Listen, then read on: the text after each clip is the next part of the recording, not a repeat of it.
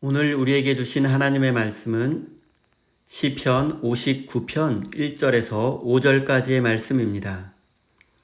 다 같이 화면을 보시면서 함께 읽겠습니다. 나의 하나님이여, 나의 원수에게서 나를 건지시고 일어나 치려는 자에게서 나를 높이 드소서. 악을 행하는 자에게서 나를 건지시고 피 흘리기를 즐기는 자에게서 나를 구원하소서. 그들이 나의 생명을 해하려고 엎드려 기다리고 강한 자들이 모여 나를 치려 하오니 여호와여, 이는 나의 잘못으로 말미암음이 아니요 나의 죄로 말미암음도 아니로소이다. 내가 허물이 없으나 그들이 달려와서 스스로 준비하오니 주여 나를 도우시기 위하여 깨어 살펴주소서. 주님은 만군의 하나님 여호와 이스라엘의 하나님이시오니 일어나 모든 나라들을 벌하소서. 악을 행하는 모든 자들에게 은혜를 베풀지 마소서. 아멘. 하나님께서 이 말씀을 통하여 우리에게 은혜 주시기를 원합니다. 하나님의 크신 사랑과 은총이 여러분의 삶에 함께 하시기를 빕니다. 오늘은 원수에게서 건지소서라는 제목으로 함께 하나님의 말씀을 나누겠습니다. 오늘 본문 말씀인 시편 59편의 배경은 사울이 군사를 보내어 다윗을 죽이려고 할 때입니다. 우리가 잘 알고 있는 것처럼 다윗은 골리앗 장군을 쓰러뜨리고 블레셋과의 전쟁을 승리로 이끌었습니다. 그리고 다윗은 계속해서 블레셋과의 전쟁과 다른 민족과의 전쟁에서 또한 승리를 거두었습니다. 그리고 다윗은 전쟁의 공로를 인정받아 사울 왕의 딸 미갈 공주와 결혼하게 되었습니다. 다윗은 최고의 장군이며 왕의 사위가 된 것입니다. 그리고 백성들 사이에서 다윗의 인기는 매우 높았습니다. 그런데 여기에서 문제가 생겨나게 되었습니다.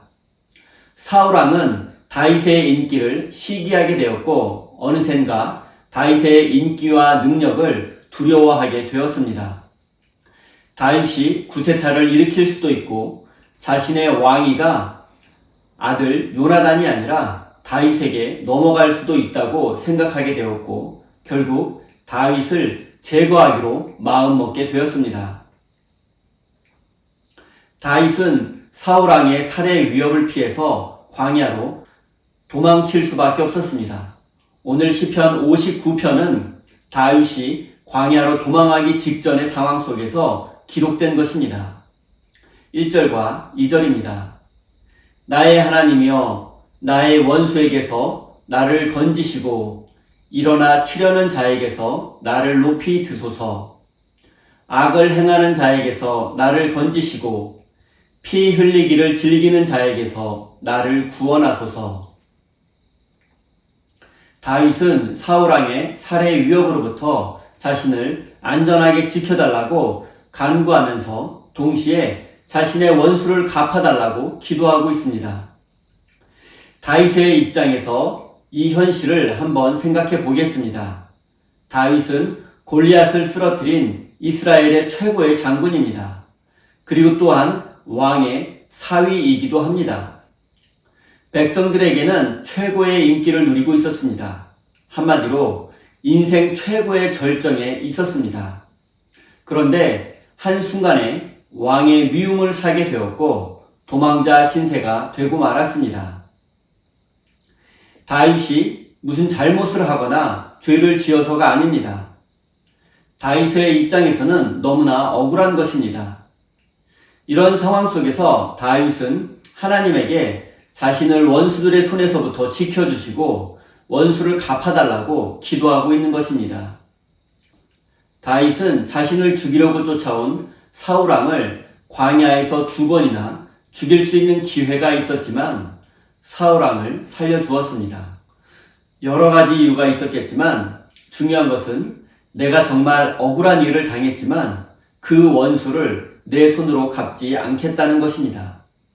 원수 갚는 것을 하나님의 손에 맡기겠다는 것입니다. 사울왕을 죽이기만 한다면 도망자 신세를 면할 수도 있고 이스라엘의 새로운 왕이 될 수도 있는 기회를 잡을 수 있습니다. 그러나 다윗은 원수를 갚고 이스라엘의 새로운 왕이 되는 길을 선택하지 않았습니다. 왜냐하면 원수 갚는 것은 하나님의 손에 달려 있다고 믿었기 때문입니다. 사랑하는 성도 여러분, 우리도 인생을 살아가다 보면 다윗처럼 억울한 일을 당할 때가 있습니다. 억울한 일을 당하면 우리의 괴로운 마음을 하나님께 하소연할 수도 있습니다. 그러나 궁극적으로 원수를 갚는 것은 하나님이 하실 일이라는 사실을 기억하시기 바랍니다. 힘이 없어서 원수를 갚지 못하는 사람의 마음 속에는 세상을 향한 분노와 원망이 있습니다. 그래서 늘 삶이 괴롭습니다. 그리고 힘이 있어서 원수를 갚은 사람의 마음 속에는 허무함밖에 남지 않습니다. 그러나 원수 갚는 일을 하나님의 손에 맡긴 사람들의 마음 속에는 하나님의 평화가 넘쳐나게 됩니다. 사랑하는 성도 여러분, 여러분의 억울한 상황을, 여러분의 힘든 현실을 하나님께 아뢰십시오.